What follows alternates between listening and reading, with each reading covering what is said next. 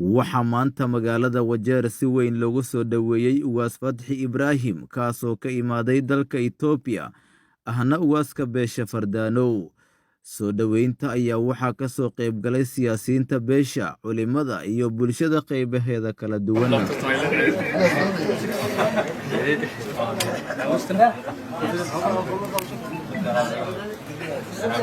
ugaas Fatxi inuu hadal ku dheereenin kusoo dhawaaw maaragtay walaalkeen sheekheena maaragtay Sheekh Axmed oo la socdo countiga Wajeer kusoo dhawaada. countigan waxaa iska mid yahay 47 degma ama county yaa iska mid yahay. waxa waa countiga labaad oo xagga maaragtay populationka ama xagga dhul ballaarka markii la dhaho waa countiga labaad waay. meel waxaa naga horeysa Rift Valley la dhabaad. marka kusoo dhawaada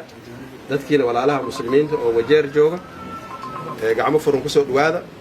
insha Allah taala. waxa iga dambeynaya odayaal iyo culimo kale intaas yaan leeyahay. waa fursad anaga noo fiican inaan maaragtaa isbarna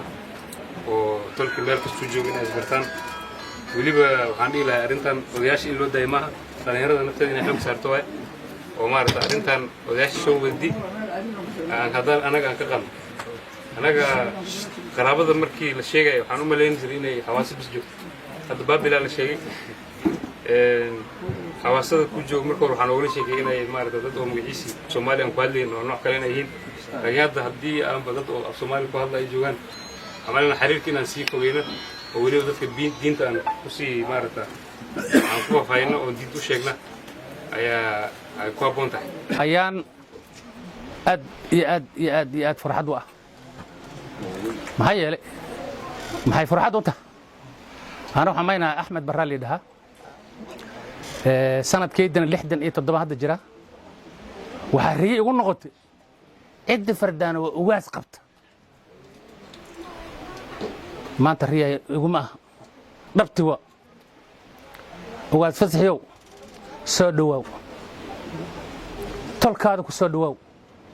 ودن كذا كسودواو هذا إلهي يره مال بلوجين دونا ويعد الجوكت هداز الله كعليه ودن كسك إمبادي بابي سلام نوجي كشي لابت كسو قدي ويعد فردانو سلام تود نوجي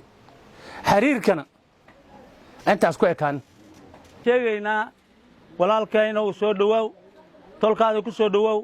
Wajeer ku soo dhawaw waa ku sugayne waqtiga adiga aas waay maadina la dhahay meeshan baabil iyo midka ka bilownay sidii aan u heeganahay ku sugayna kuwa xagga jirana sidaan oo kale inoo sugaayeen inaan anagu u tagnay rabaan walaalka ciidan ciidaada ku soo dhawaw tolkaada oo kan ka badan biriyadu tagaysa dagoodiya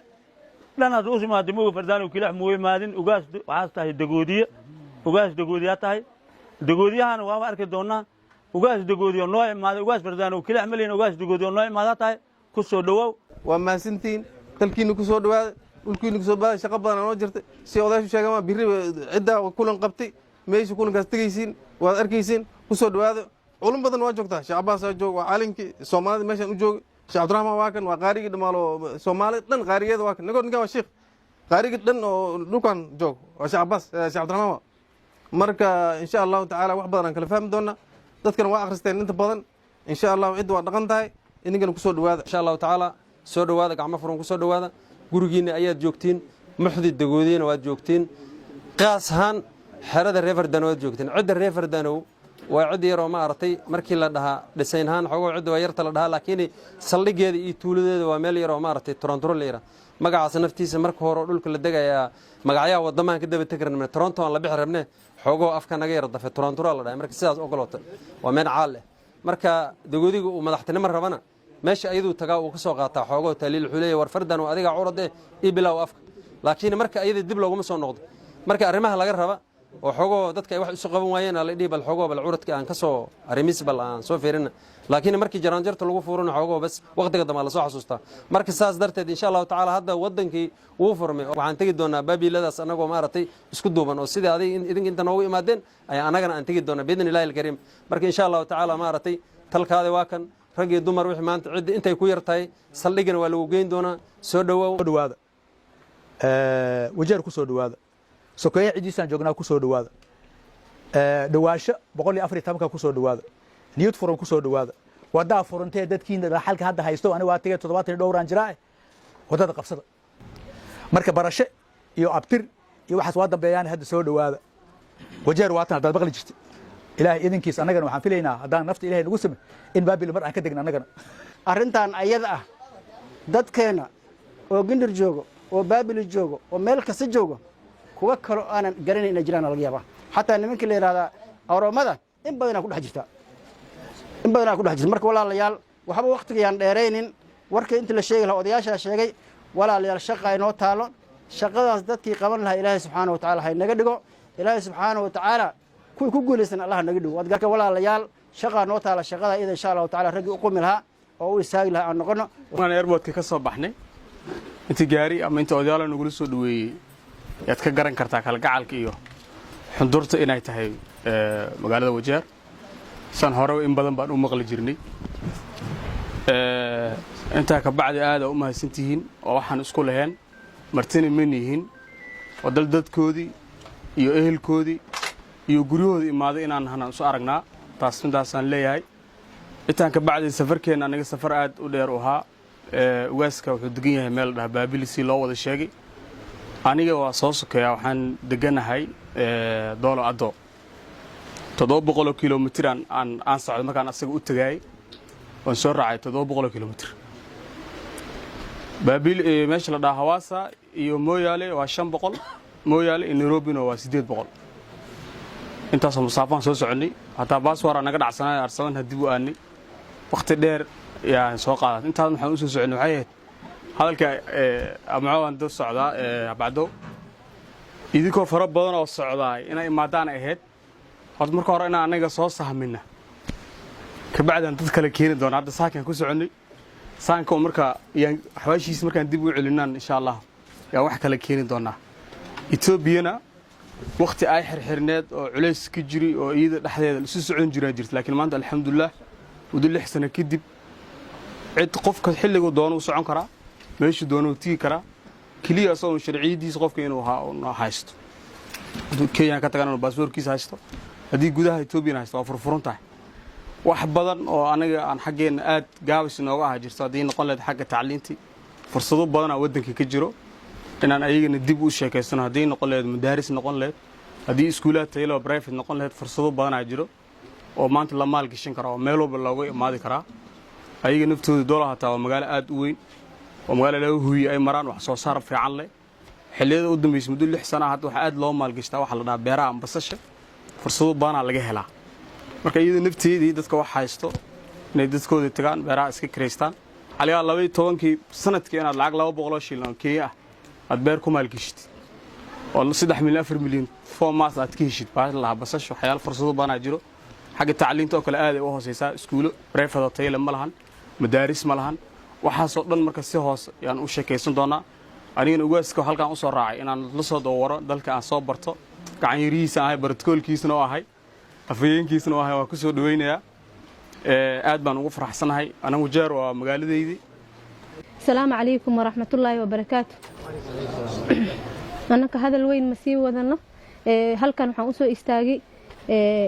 وحن كسر على هواينك هو يالك يجبدها إن مرت الشرفك وديك أبهن ويلك ولالكي إن كسر دوين حفلة دان on mahadweyn in cilina on in sheega inaan aad iyo aad u faraxsanahay maadaama asmaanta ka soo qayb gasheen xalfadan on barashana soo kacdeen annakan aan diyaar u nahay barashadiina waa mahadsantihiin soo dhawaada intaas baan u soo istaagay halkan wa calaykum asalaam maanta fadhigii ugu horeeyay aan isugu nimid maadaama ay tahay kii noo bilowday ee haddana kow noo ahaa uu yahay walaaladeen sheekh maxamed cadow ibraahim adeer ibraahim muuday walaalkay muuse maxamed calasow oo nagu soo dhoweeyey nairobi intii kale ee la midka ahayd ee wasiiraddii aamina ay la jirtay saynabo xildhibaanihii ay la jirtay iyaguna igu soo dhoweeyey nairobi oo haddana madashan quruxda badan intay soo abaabuleen tolkay soo gaadhsiiyey warkaygii aan anigiina maanta anigii iyo sheekh axmed oo maanta socdaal ku jira dayaaraddii markaan ka soo degnay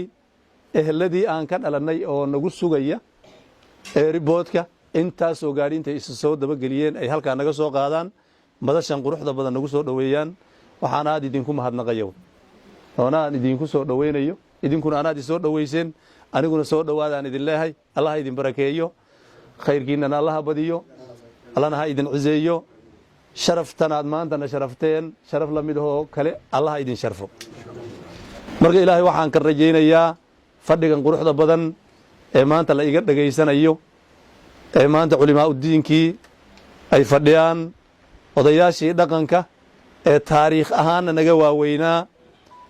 waxaanaan annaku garanayninna u soo joogay wakhtigii ciddu ay magaran xagga aadee xataa taariikhdeeda kuwa yaqaana laga helayo inay maanta fadhigii laga helayay aan joogo oo maanta taariikhda ay dadkaas kiristankii xagga aadeenna aan heli doonaan aaminsanahay insha allah marka waxaan aad idinku soo dhoweynayaa insha allah marka reetolkay soo dhoweynta aadna soo dhoweyseen aad baan ugu faraxsanahay aad baan aniguna idinku soo dhoweynayaa gabdhaha walaaladay ah iyo hooyooyinka khayrkiinna allaha badiyo allana ha idin cuseeyo